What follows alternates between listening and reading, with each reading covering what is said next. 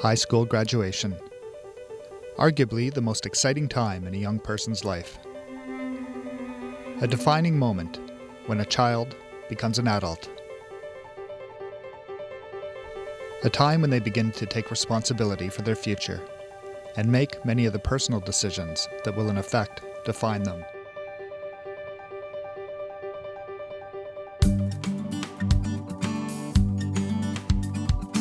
Will they take a job or choose college or university? Will they travel or choose to live in another country? Will they own a home or rent an apartment? Who will they choose to share in their lives? What passions will they pursue, and how will they make their distinct contribution to society? But for people living with disabilities and their families, it's a very different reality.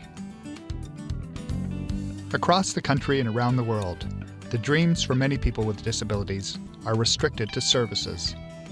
Their future, their options, and their opportunities limited to the services available in their local area.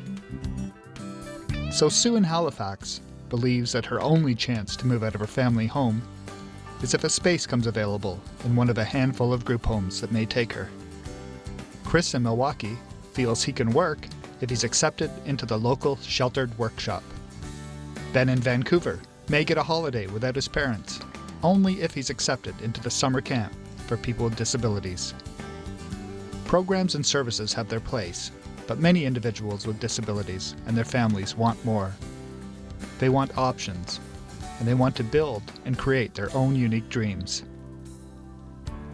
My Life, My Choice profiles 7 adults and their families as they work to direct their lives as they want to live. Is it easy? Absolutely not. Every single parent will tell you it's work, hard work. They'll also tell you they wouldn't do a thing differently. We'll meet Peter, a man who for 49 years had his every need taken care of by either the province or his mother. When his mother passed away unexpectedly, everyone wondered who would care for Peter.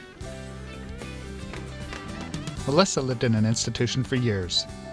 Passionate about animals, she's found the ideal place to spend her days: Colasante's Tropical Gardens and Petting Zoo.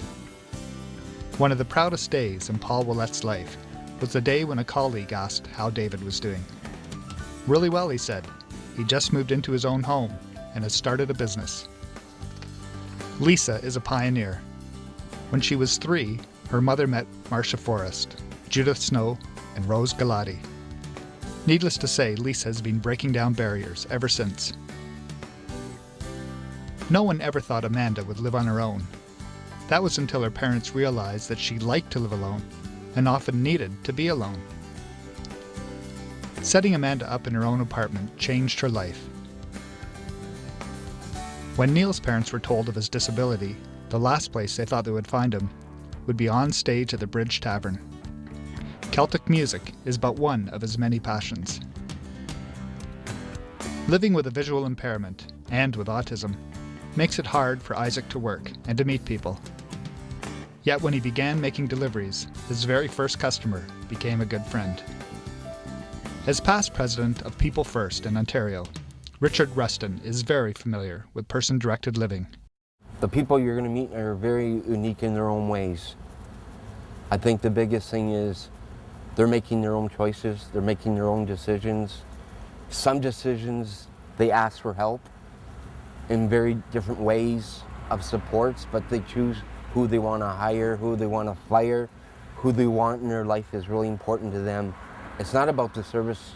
I think it's all about themselves, who they feel safe with, and who they trust. That's all it comes down to, is trust. Person-directed living is a right we take for granted. None of us could imagine having only 1 or 2 choices of places to work, or 1 or 2 choices of places to live. And none of us would cope well without the right to make the most basic decisions on our behalf. We direct our lives with the choices we make, whether it's the dozens of major decisions we make throughout our lifetime, or the thousands of seemingly minor choices we're offered on a daily basis. But in order to have choices, it's critical to be able to dream beyond programs and services. All of the individuals profiled in this DVD have benefited from the support of third-party independent planning provided by Windsor Essex Brokerage. And everyone would admit that it would be hard to accomplish all that they have without it. While you'll hear the term individualized funding used by families, in reality, from the government's perspective, there is no individualized funding. The funds flow through an agency first.